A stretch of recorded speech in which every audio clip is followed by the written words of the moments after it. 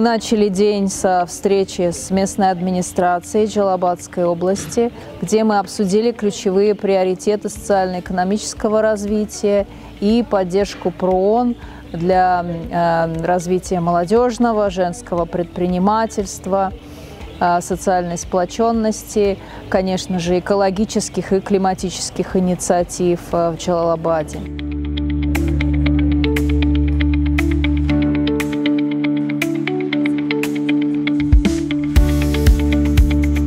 Ну, понятно. Ну, хорошая, современная лаборатория, все необходимое, да? Да.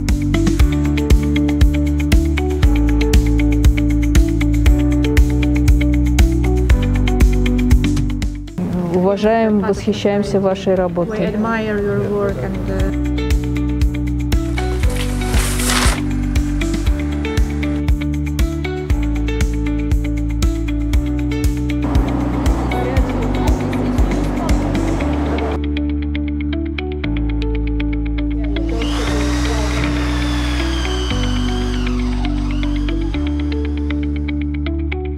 Же очень важный бизнес, который демонстрирует потенциал циркулярной экономики.